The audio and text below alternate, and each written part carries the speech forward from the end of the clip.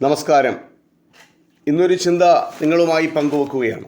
മറ്റുള്ളവരെ വിധിക്കുന്ന തിരക്കിൽ അവരെ സ്നേഹിക്കുവാനുള്ള സമയം നാം നഷ്ടപ്പെടുത്തരുത്.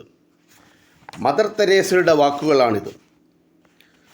സ്നേഹിക്കുക, പരസ്പരം സ്നേഹിക്കുക, സ്നേഹിക്കാൻ വേണ്ടി ജീവിക്കുക എന്ന് സ്വന്തം ജീവിതം കൊണ്ട് ലോകത്തെ പഠിപ്പിച്ച ഒരു മഹൽ വ്യക്തിയാണ് മദർ തെരേസ. മദർ തെരേസയുടെ ഈ വാക്കുകൾ നമുക്ക് മറക്കുവാനുള്ളതല്ല, നമ്മുടെ മനസ്സിൽ കോറിയിടുവാനുള്ളതാണ്. നമ്മുടെ ചുറ്റുമുള്ളവരെ പല കാരണങ്ങൾ കൊണ്ട് അവരെ വിധിച്ച് നാം വർഗീകരിക്കുന്നു.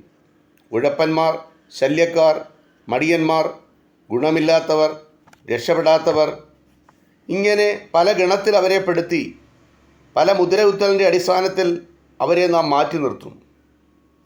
നമ്മുടെ അനുഭവമല്ല അവരെ ഇങ്ങനെ വിധിക്കുന്നത്.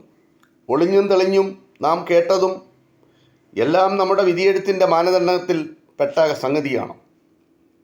മറ്റുള്ളവർ പറഞ്ഞ കാര്യങ്ങൾ കേട്ടോ നമ്മുടെ അനുഭവത്തിൽ നിന്നോ നമ്മൾ ഒരാളെ വിധിക്കുമ്പോൾ, അയാളുടെ മേൽ വിധിയെഴുത്ത് നടത്തുമ്പോൾ നമ്മൾ മറന്നുപോകുന്ന കാര്യമാണ് മദർ തെരേസ നമ്മളെ ഓർപ്പിച്ചത്.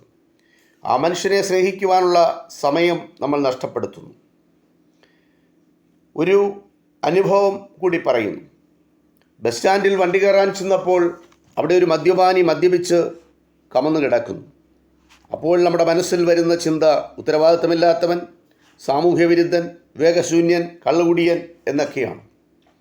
വൈകിട്ട് തിരിച്ച് ബസ്സിൽ നമ്മൾ ഇറങ്ങിയപ്പോൾ കാണുന്ന കാഴ്ച, അദ്ദേഹം അവിടെ ഉണർന്നിരുന്ന് ആഹാരം കഴിക്കുന്നു. അദ്ദേഹത്തിൻ്റെ സമീപത്തൊരു തെരുനായുണ്ട്. അയാൾ കഴിക്കുന്നതിലൊരു പങ്ക് അതിനും കൊടുക്കുന്നുണ്ട്. അപ്പോൾ നമ്മുടെ വിധി മറ്റൊന്നാകും. നമ്മുടെ ഹൃദയത്തിൽ ഒരു തോന്നലിൻ്റെ അടിസ്ഥാനത്തിലാണ് നമുക്ക് മറ്റുള്ളവരെ വിലയിരുത്തുവാൻ കഴിയുന്നത്. അതാണ് ശരിയായ രീതി. വിശുദ്ധ ബൈബിളിൽ ഇങ്ങനെ പറയുന്നുണ്ട്: വിധിക്കപ്പെടാതിരിക്കുവാൻ നിങ്ങളും വിധിക്കരുത്, നിങ്ങൾ വിധിക്കുന്ന വിധിയാൽ തന്നെ നിങ്ങളും വിധിക്കപ്പെടും. വിശുദ്ധ മത്തായിയുടെ സുവിശേഷം 7-ാം അധ്യായം 1-ാം വാക്യമാണിത്. അത് നമ്മൾ ഓർത്തിരിക്കുന്നത് എപ്പോഴും നല്ലതാണ്. കയ്യിൽ തോക്കുള്ളവൻ എവിടെയൊക്കെയോ തനിക്കെതിരെ